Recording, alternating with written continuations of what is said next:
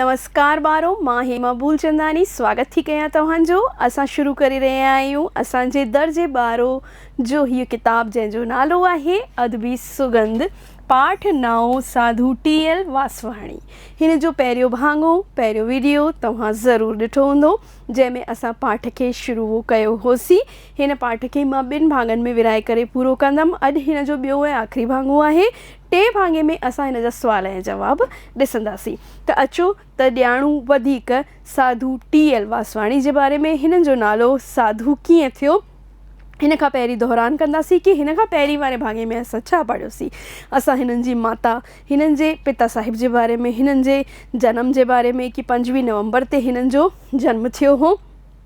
गॾोगॾु ही जेके हुआ धार्मिक वातावरण में पनपिया हुआ, पलिया हुआ, वॾा थिया हुआ, छाकाणि त हिननि जी माउ ऐं पीउ ॿई भॻवान जा भक्त हुआ। माउ जे बारे में असां पढ़ियोसीं कि हू सुबुह साण उथी अमृत वेला में जप साहिब पढ़ंदी हुई ऐं हिननि जा पिता साहिब माता जा पुॼारी हुआ। बचपन खां ई अहिड़े सुंदर वातावरण में ही पलिजा त ज़रूरु धार्मिक प्रवृत्ति वारा ही हुआ, यानी कि हिननि जे घर मां ई शुरूआति थी वई हुई हिननि जी धार्मिक प्रवृत्ति जी। हाणे असां अॻियां पढ़ंदासीं हिननि शिक्षा कीअं वरिती। इहो बि असां पढ़ियो होसीं कि ही पहिरियों नंबर आया हुआ, पढ़ाई कई हुई हिननि यूनिवर्सिटी मां। अॻियां हिननि जे बारे में असां ॼाणूं था। तव्हांजे दर्सी किताब खे तव्हां साम्हूं खोले करे वेहंदा ऐं गॾोगॾु जेको बि पैराग्राफ ईंदो पियो वञे उहो गॾु पढ़ंदा वेंदा। त ॾिसूं दादा साधु टी.एल. वासवाणी जे बारे में। हिन तरफ़ ॾिसो, इहे नवां अखर आहिनि, यानी कि जेके अखर तव्हां वटि हिते टेक्स्ट में अची रहिया आहिनि उहे ऐं उन्हनि जी माना मां हिन साइड लिखी रखी आहे। विद्वता यानी थींदो आहे विद्वान, ज्ञानी। मुक़रर जी माना थींदी आहे लॻण या पद हासिल करणु। हूअ मुक़रर मतिलबु थींदो आहे कंहिं खे फिक्स करे छॾणु, निर्धारित करे छॾणु। हिते जेकी असांजी वाक्य जी माना हूंदी उहा असां लिखी आहे। दादा खे संदसि क़ाबिलियत ऐं विद्वता सबबि कराची कॉलेज में लेक्चरर मुक़ररु कयो वियो, यानी कि पढ़ाई में ॾाढा होशियारु हुआ। असां हिननि खां जेको पहिरियों वीडियो ॾिठो होसीं हुन में पढ़ियोसीं असां कि भई हीअ हमेशह पहिरियों नंबर ईंदा हुआ, पढ़ाईअ में सुठा हुआ। हिननि जी माता हिननि खे चाहियो हो कि भई हीअ घर गृहस्थी जी तरफ़ वधनि, पढ़ाई कनि ऐं पंहिंजे पेरनि ते बीहनि, ऐं इन्हनि इहो कयो बि। ऐं इन करे ई ही कराची कॉलेज में छा थिया, लेक्चरर थिया, व्याख्याता थिया। 2 सालनि बैदि M.A. जी डिग्री पिणु हासिल कई, यानी कि पढ़ाई सां गॾु गॾु हिननि नौकरी बि कई। ॿई कम गॾु गॾु कंदा रहा। जिते पढ़ाईंदा हुआ उते पढ़ंदा बि हुआ। M.A. बि हिननि करे छॾियो हो। कराचीअ में रहंदे दादा ब्रह्म समाज जे संपर्क में आया हुआ। ब्रह्म समाज वारा दादा खे व्याख्यान ॾियण लाइ सॾु कराईंदा हुआ। वक़्तु वक़्तु नींढ ॾींदा हुआ। नींढ जी माना लिखी आहे निमंत्रण ॾियणु, यानी कि उन्हनि खे इन्विटेशन ईंदो हो हुतां। दादा जे व्याख्यान यानी हुननि जे लेक्चर में अजीब तासीर हूंदो हो। तासीर मतिलबु कि जेको असांजे मन खे हिकदमि शांति थधो करे छॾे। ॿुधंदड़ ॿुधी मंत्रमुग्ध थी वेंदा हुआ, यानी कि जेके बि हुननि जो व्याख्यान ॿुधंदा हुआ से हुन जे व्याख्यान जे पुठियां मंत्रमुग्ध थी वेंदा हुआ। ब्रह्म समाज जे करे दादा कलकत्ते जे विद्यासागर कॉलेज में प्रिंसिपल जो पद संभालियो। हिन खां पहिरीं असां पढ़ियोसीं कि भई हू कराची कॉलेज में लेक्चरर हुआ। M.A. जी डिग्री हुननि हुते रही करे हासिल कई ऐं हिन खां पोइ हू कराची जे कलकत्ते जे विद्यासागर कॉलेज में प्रिंसिपल जो पद संभालण लॻा ऐं हू कॉलेज में प्रिंसिपल थी विया। यानी केॾो वॾो उहिदो आहे इहो कि हिकु कॉलेज जा प्रिंसिपल ई ठहिया हुआ। प्यारे दादा जी प्यास हुई प्रभु पसण जी, मतिलबु कि परमात्मा खे पाइण जी हिननि जी प्यास हूंदी हुई। हू कंहिं परिपूर्ण गुरुअ जी तलाश में हो। परिपूर्ण गुरु मतिलबु कि अहिड़ो गुरु जेको कि ख़ुदि में पूर्ण हुजे, ब्रह्म ज्ञानी हुजे, जेको ज्ञान जो सागर हुजे, अहिड़े गुरुअ जी तलाश दादा खे हुई। कलकत्ते में संदसि प्यास पूरी थी वई, यानी दादा साहिब जी प्यास यानी कि गुरुअ जी तलाश किथे पूरी थी वई। हिते प्यास पूरी थियणु मतिलबु हुननि जी गुरुअ जी तलाश पूरी थी वई कलकत्ते में। खेसि श्री नालोदा हिकु महान दार्शनिक, वॾो विद्वान, संत, ब्रह्म ज्ञानी गुरु रूप में प्राप्त थियो। यही सुवाल हिकु लाइन ते जेके असांजा सुवाल ईंदा आहिनि उन्हनि में अची सघे थो कि दादा वासवाणीअ जे गुरुअ जो नालो छा हो। त त हुननि जे गुरुअ जो नालो हो श्री नालोदा, जेके विद्वान हुआ। दादा गुरुअ जी कृपा सां भक्ति, ज्ञान ऐं कर्म मार्ग ते वधंदो रहियो। यानी कि ईअं न आहे कि केवल हुन भॻवान जे भरोसे ई रहिया, हू कर्म बि कंदा हुआ। छाकाणि त कर्म कंदासीं त ई असां ॿियनि जी बि शेवा करे सघंदासीं ऐं असांखे जेको फल मिलंदो उहो असांखे लॻंदो। ऐं बिना कर्म जे ई असां अगरि फल हासिल करण जी, फल खे प्राप्त करण जी कोशिशि कंदासीं त उहो फल कहिड़े कम जो। संदसि माता साहिब जी इच्छा हुई त थांवर, यानी कि दादा साहिब जो बचपन जो नालो थांवर हो, शादी करे सुखी ज़िंदगी बसर करे। हर माउ जी इच्छा थींदी आहे कि भई मुंहिंजो पुटड़ो जेको आहे शादी करे ऐं घर गृहस्थी हुनजी वसी वञे त मां मुक्त थी वञा, मुंहिंजी इहा ज़िम्मेदारी पूरी थी वञे। ऐं हिननि जे माता साहिब जी बि इहा ई इच्छा हुई। दादा नम्रतापूर्वक माता खे चयो, अम्मी मुंहिंजी दिलि त लॻी आहे लाहूतियुनि सां, मां विवाह जे बंधननि में कीन ॿधंदसि। यानी कि हिननि छा चयो पंहिंजी माउ खे कि मां जेको आहे हिननि शयुनि लाइ, घर गृहस्थी लाइ, गृहस्थ आश्रम लाइ न ठहियो आहियां। मुंहिंजो त परमात्मा सां लिव लॻियल आहे, मुंहिंजी त परमात्मा सां प्रेम आहे, हुन में विश्वास आहे त मां शादी न कंदसि। मुंहिंजे लाइ त विवाह कहिड़े बराबरि आहे, बंधन जे बराबरि आहे, तंहिं करे मां न ॿधजंदसि। ऐं हिननि ॾाढो नम्रता सां, ॾाढो प्यार सां पंहिंजी माउ खे सम्झायो हो। दादा केतिरनि ई कॉलेजनि में प्रिंसिपल रहिया, हज़ारे विद्यार्थियुनि जी राह रोशन कई। राह रोशन मतिलबु सही मार्ग ॾेखारियो कंहिंखे, विद्यार्थियुनि खे। यानी हिकु कॉलेज सां त असां पढ़ियोसीं कि कलकत्ते सां शुरूआति थी हुई, उन खां पोइ हुननि कई कॉलेज में प्रिंसिपल रही करे कमु कयो हो। पूज्य माता साहिब जे परलोक सिधारजण खां पोइ दादा दुनियावी उहिदनि जो त्याग करे छॾियो। यानी कि हुननि जी मां जॾहिं असां पीउ जे बारे में त पहिरीं पढ़ियो होसीं कि जॾहिं हू चौथे दर्जे में हूंदा हुआ तॾहिं हिननि जे पिता साहिब जो स्वर्गवास थी वियो हो। ऐं हाणे जॾहिं ही एॾे वॾे उहिदनि ते पहुचण लॻा, कॉलेज जा प्रिंसिपल थियण लॻी विया, त हिननि जी माता साहिब जो बि देहांत थी वियो। हिन करे इहे बिल्कुलु विमुख थी विया हुआ सांसारिक जीवन खां। ऐं हिननि सभिनी पोस्ट सां, सभिनी उहिदनि तां, उहिदा थींदो आहे पोस्ट या पद, पंहिंजो पाण खे अलॻि करे छॾियो, VRS वठी छॾियो ऐं प्रभुअ जी राह में आया। जीवन में स्मरण शेवा जी जोत जगाई। यानी कि साधु संत त घणा ई थींदा आहिनि, पर दादा वासवाणी पढ़ियल लिखियल संत थिया।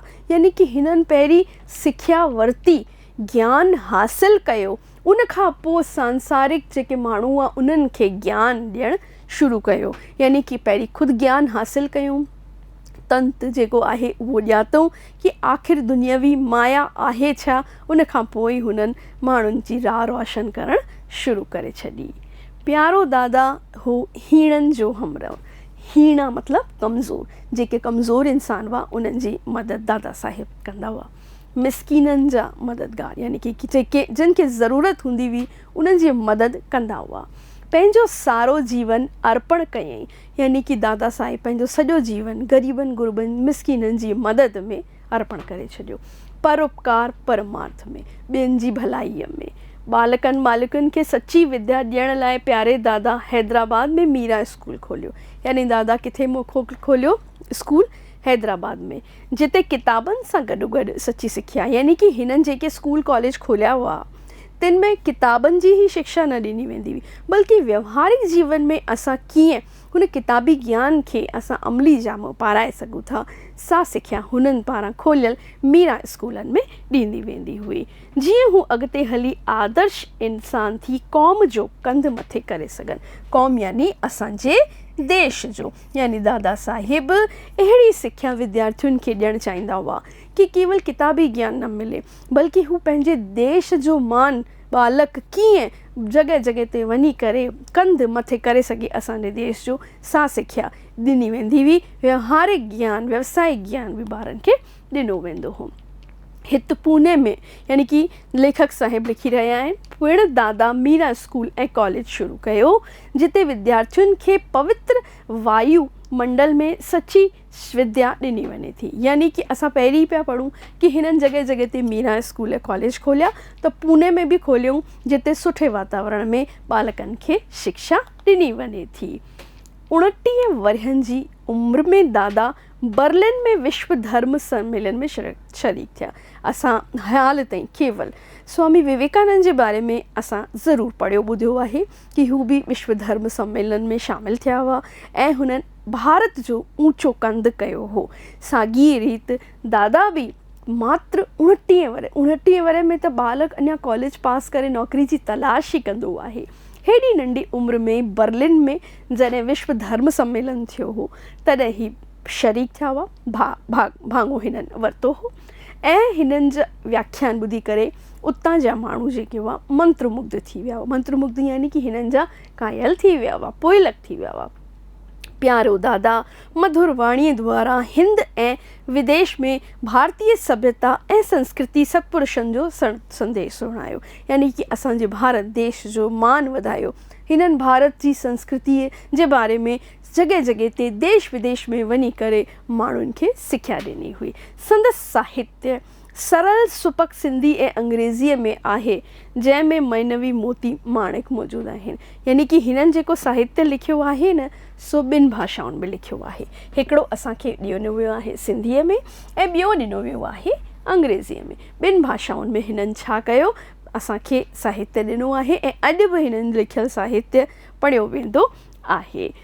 प्यारो दादा सिंध जो टैगोर हो। इहो सवाल अची सघे थो कि भई सिंध जो टैगोर कंहिंखे चयो वेंदो आहे, ऐं जेके कॉम्पिटिटिव एग्ज़ाम्स थींदा आहिनि उन्हनि में इहो सवाल ईंदो आहे कि सिंध जो टैगोर कंहिंखे चयो वेंदो आहे। सिंध जो टैगोर चयो वेंदो आहे दादा वासवाणीअ खे।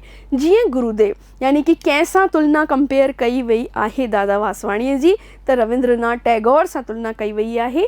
जीअं गुरुदेव रविंद्रनाथ टैगोर जेको आहे शांति निकेतन जी स्थापना कई, जंहिंजो उद्देश्य हो कि बालकनि खे किताबी ज्ञान जे अलावा व्यवहारिक ज्ञान ॾिनो वञे, सुठो नागरिक, सुठो हिकु घर जो सदस्य, परिवार जो सदस्य, हिकु सुठो देशवासी ठाहियो वञे। साॻी रीति हिननि बि विद्या जी जोत जॻाई हुई ऐं मीरा स्कूल कॉलेज खोलिया हुआ ऐं विद्या जे खेत्र में, असां क्षेत्र खे सिंधीअ में बालको छा लिखंदा आहियूं, खेत्र लिखंदा आहियूं, त हिन विद्या जे क्षेत्र में नई सुजागी आंदी हुई। कंहिं आंदी हुई? असांजे दादा वासवाणी आंदी हुई। दादा गुरु नानक देव पहिरीं हिननि जी तुलना कई हुई रविंद्रनाथ टैगोर सां ऐं सिंध जो टैगोर दादा खे चयो वेंदो आहे। वरी हिन में तुलना कई आहे गुरु नानक देव। कबीर गुरुदेव टैगोर जो रूप हो, महान दार्शनिक भी हुआ, महान कवि भी हुआ।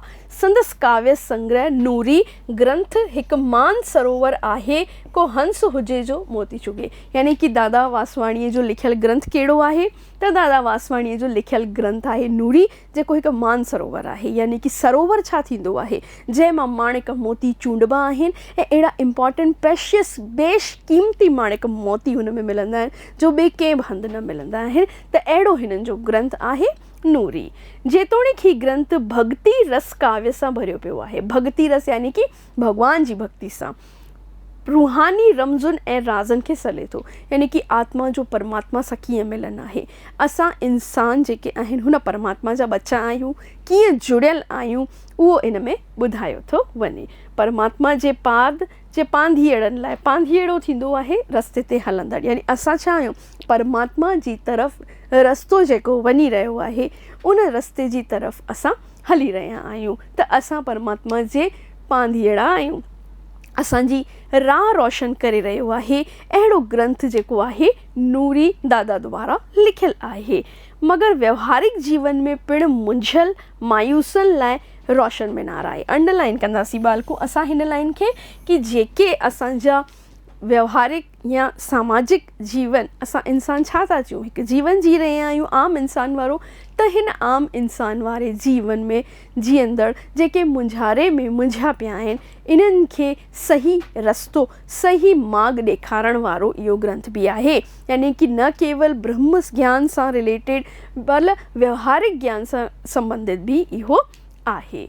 दादा पंहिंजा दार्शनिक वीचार, दादा मूल रूप सां दार्शनिक हुआ, त हिननि जा दार्शनिक वीचार हुआ सुपक सिंधी काव्य में, यानी सरल सिंधी भाषा में असांजे साम्हूं पेश कया आहिनि।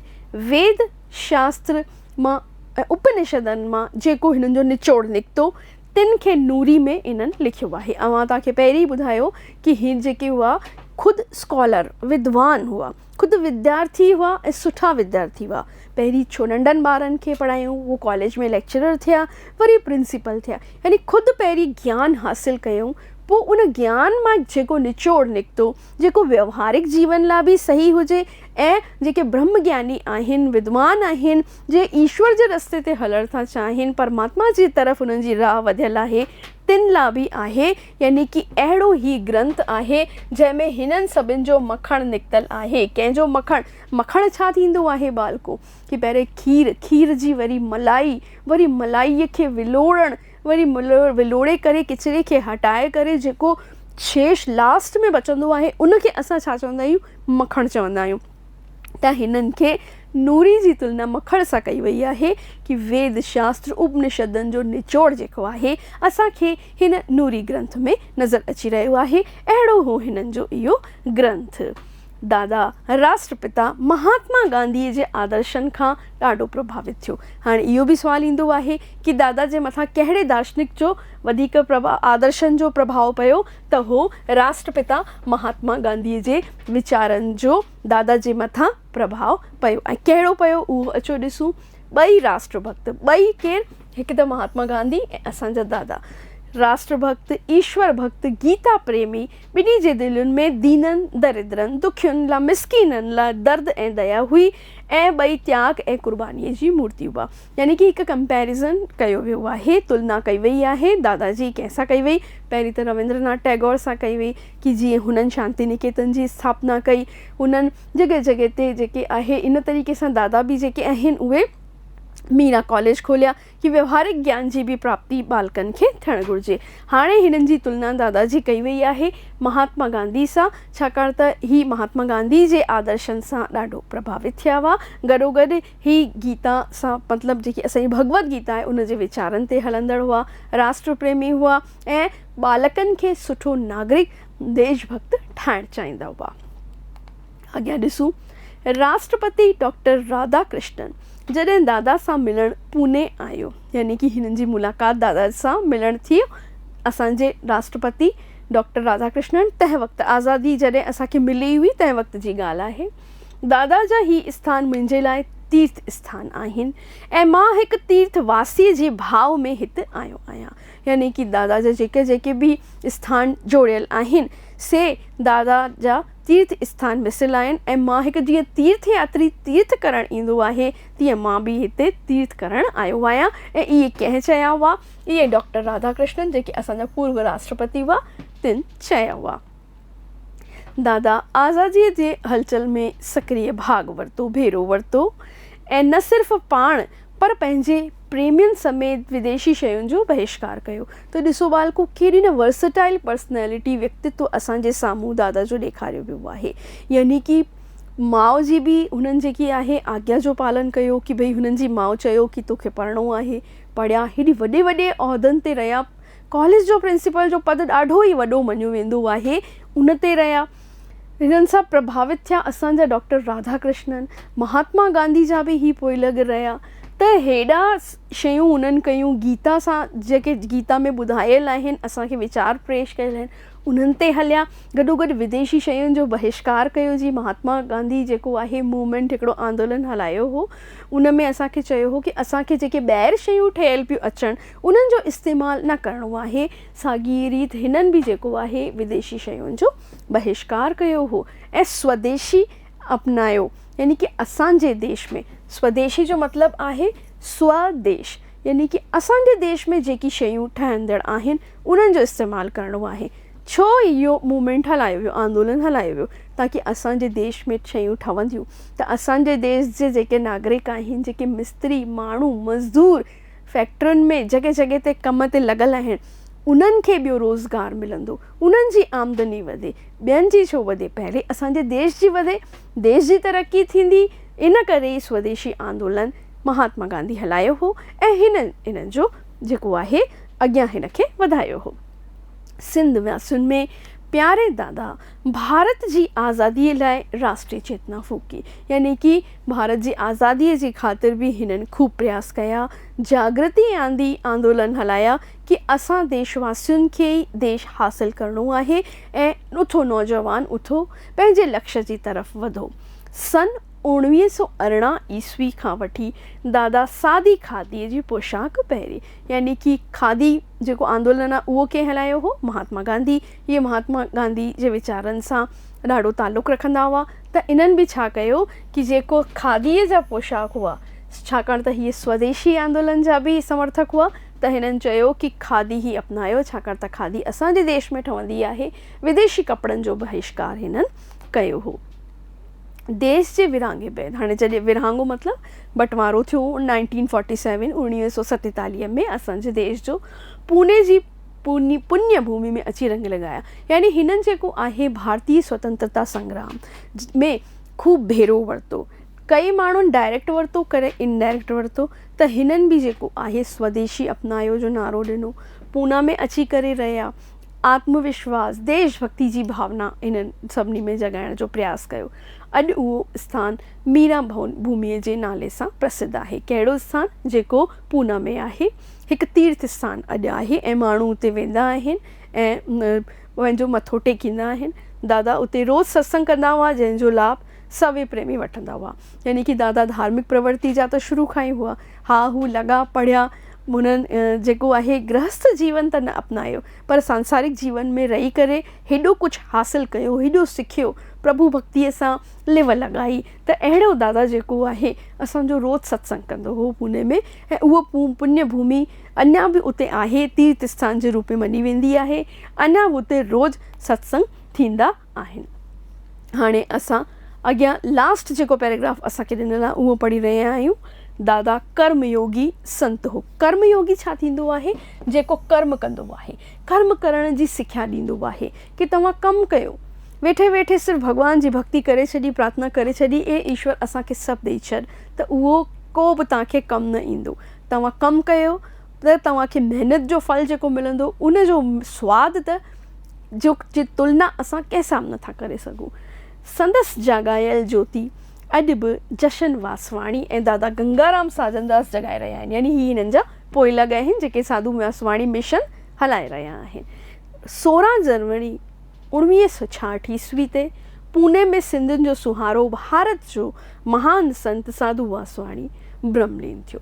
यानी कि इन्हनि जो जेको असां मौत जो ॾिसूं ॾींहुं हो 16 जनवरी 1966 जो ॾींहुं, ऐं उन ॾींहुं जेको आहे दादा असांखे छॾे ब्रह्म में लीन थी विया, ब्रह्मलीन थी विया, यानी कि परमात्मा सां वञी मिलिया। त अहिड़ा हुआ असांजा दादा वासवाणी।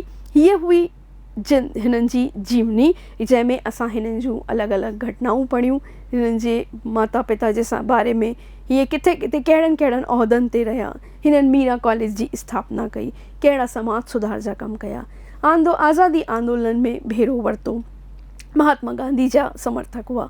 हिननि जी तुलना टैगोर सां कई वई आहे। गीता में विश्वास रखंदड़ इहे हुआ। त मालिको इहो असांजो पाठ अॼु पूरो थियो। नेक्स्ट वीडियो में असां कंदासीं हिन जा सुवाल ऐं जवाब। मिलंदासीं अॻिले वीडियो में। तेसीं ताईं नमस्ते।